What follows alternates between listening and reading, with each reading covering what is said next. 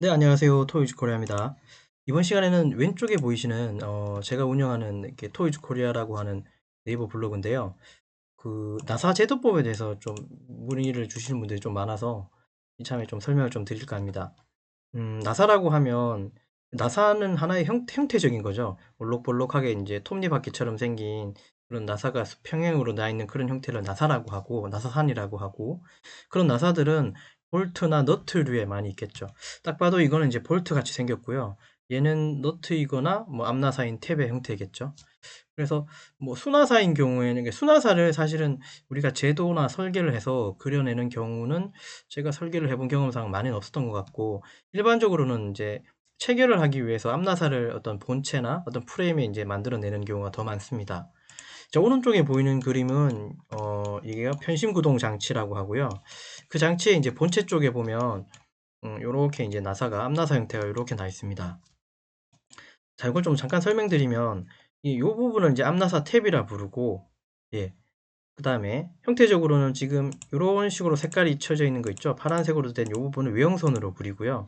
그다음에 그 바깥쪽으로 나 있는 부분들을 요 가는 시선으로 그리고요. 얘는 암나사여서 그렇습니다만. 그리고 여기 수직선이 하나 경계로 왼쪽과 오른쪽이 있는데 요쪽이 아니라 여기에 보면 여기 살짝 꺾여 있는 이 부분 보이시죠? 그다음에 여기는 수평이고 여기는 꺾여 있고요. 각도적으로는 요하고 요거 사이 각도는 30도로 이제 제도를 그리는데, 우선 이거 경계선으로 왼쪽에 있는 부분은 불완전 나사 부분이라 부르고요. 요 경계선 오른쪽에 평행하게 있는 요 부분은 완전 나사부라 부릅니다. 그럼 이쪽 그림에서도 보면 여기 이제 앞나사 기준에서는 요 경계선 기준의 요쪽 부분이 불완전 나사부, 여기는 완전 나사부. 순하자 기준에서는 요 경계선 기준의 오른쪽 밑으로 얘는 나와 있죠. 요 부분이 완전 나사부, 여기 살짝 위로 올라와 있는데 요 부분이 불완전 나사부에 해당합니다. 그래서 우리가 앞나사를 한번 제도로 한번 해볼까 하고요. 그래서 이제 그림 한번 가져왔고요. X라인을 이용해서 한번 그려내 보겠습니다. 도면은 얘 도면을 기준으로 한번 잡아 볼게요. 얘 도면.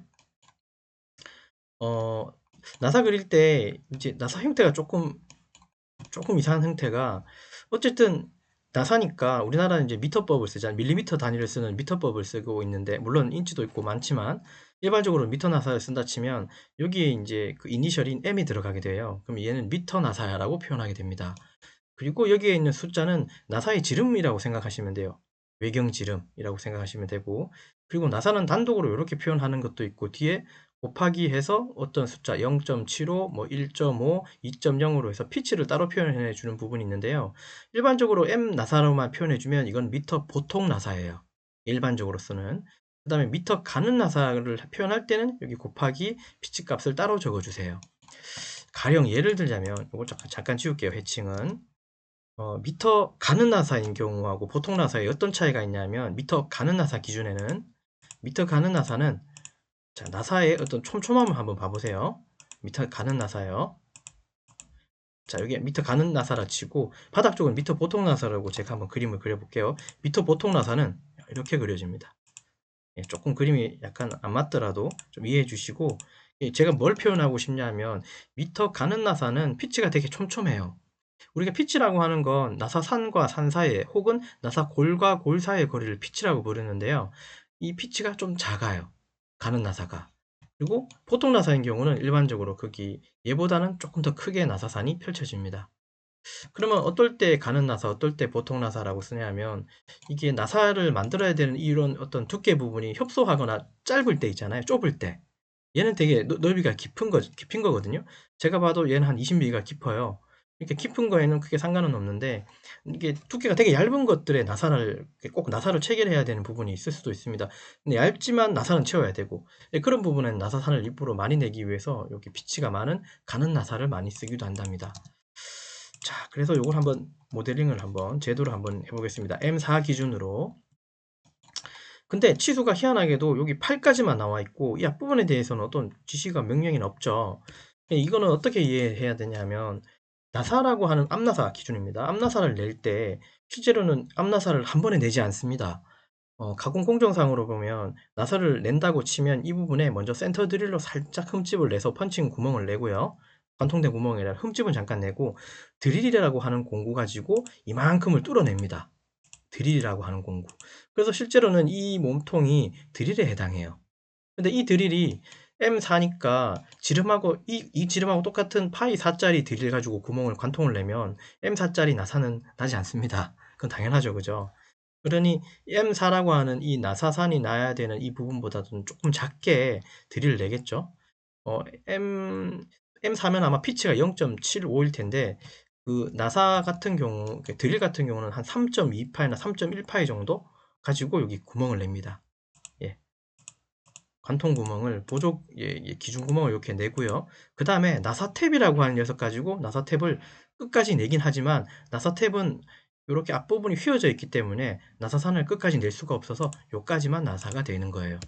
그래서 요 사이는 보통 일반적으로는 한 3mm 내지 5mm 정도를 띄워서 이렇게 좀 제도를 하는 편이에요. 자, 그래서 한번 제도를 해볼게요. 여기가 소재의 끝단이고 이쪽에 앞나사를 낸다고 쳐볼게요. M4짜리요. 그러면 아까 제가 뭐라고 했습니까? 피치를, 그러니까 M4에서 피치 0.75를 빼면 원래는 뭐 3.25잖아요. 3.25짜리 드릴이 없기 때문에 옵셋 32 나누기 20으로 해서 3.2 기준으로 위아래로 뽑습니다. 그러니까 요거는 3.2가 되겠죠? 그 다음에 여기 깊이가 아까 8이었나요? 그죠? 8이었네요. 그죠? 그럼 깊이는 일단은 8이라고 주고요. 요거는 나사가 끝나는 부분이죠. 그러니까 나사가 여기까지 난다는 뜻이고, 그죠? 예, 일단, 잠깐요. 나사가 난다는 부분입니다. 그리고 옵셋 2mm씩 해서 위로 아래로 줍니다. 그리고 트림으로 이렇게 끊어내고, 트림으로 요 바깥쪽을 끊어내고요. 요 부분이 뭐가 되냐 하면 나사의 골에 해당하는 부분으로 이렇게 가는 선으로 이렇게 그려주시면 돼요. 그 다음에 이 끝부분은 그냥 이게 그려지는 게 아니라 여기도 그려있지만 30도라고 하는 각도를 이렇게 내려주십니다. X라인으로 A에 30도라고 해서 이렇게 하나 만들어주고 트림으로 이렇게 끊어냅니다. 이제 얘는 특징을 뭐로 만든다고요? 이렇게 표현해서 이 부분이 실제로 나사, 앞나사 기준에서는 여기가 골이 되겠죠. 여기가 나사의 안쪽 지름이고. 예. 그래서 여기 골에 해당하는 부분을 이렇게 가는 시선으로 만들어주는 거예요. 근데 30도로 꺾은 이유는 뭐냐면 이거 경계로 불완전 나사부, 완전 나사부예요. 즉 나사가 날다가 이렇게 덜 난다는 거죠. 요렇게 해서 나사가 덜 난다기보다도 요렇게 나사가 나면서 이제 끝이 나는 부분이라고 이해하시면 좋아요. 밀어, 그다음에 저 끝부분 보내고, 그리고 옵셋 3 정도로 해서 보내고요. 요 부분이 결국은 드릴이 끝나는 부분이라 그랬죠. 그리고 드릴은 이렇게 스트레이트가 아니라 앞부분이 118도라고 하는 각도가 있습니다. 각도가 있는데 이거 118도로 이렇게 그려지는 않고요. 보통은 X라인에 120도, 즉 60도로 해서 이렇게 편하게 좀 그려주시면 돼요. 실제 도면상의 치수 표기할 땐 110도, 뭐 118도, 120도 이런 표기는 하지 않기 때문에 좀 간략하게 그려주셔도 아무 상관은 없어요. 트림으로 끊어내고, 끊어내고, 끊어내고, 끊어내고, 여기가 중심이니까 이거 중심선 당연히 해줘야겠죠? 해주고, 이 BR로 끊어주고 이걸 끊어주면 나사 표현이 되겠죠. 됐죠? 그래서 실제로 나사 치수 표기할 때는 이렇게 표기해야지 되겠죠. 대문자 M입니다. 예, 그러면 이제 M4짜리, 그리고 또 표기할 때는 깊이가 얼만큼 나 있는지 이렇게 표현해 주고요. 예. 그 다음에 앞부분에 대해서 3mm 했다는 건 굳이 표현해 주지 않아도 나사를 가공하는 사람이 조금 더 깊이를 더 내고, 예, 여기 8mm 해당하는 탭 가지고, 탭 드릴 가지고 여기 탭을 낼 거고요. 물론 이걸 가지고 여기를 좀 더 낼 수도 있고, 그죠?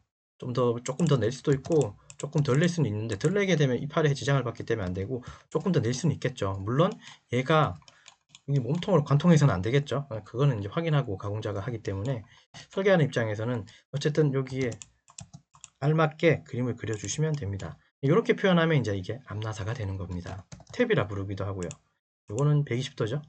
원래는 118도지만 그림상에는 간단하게 그립니다. 그래서 여기 각도를 줄 필요 없고, 여기도 얼마 나오는지 필요 없고, 여기에도 각도 30도를 줄 필요는 없습니다. 이렇게 표현해주면 앞나사인 걸로 이해를 할 거예요. 예.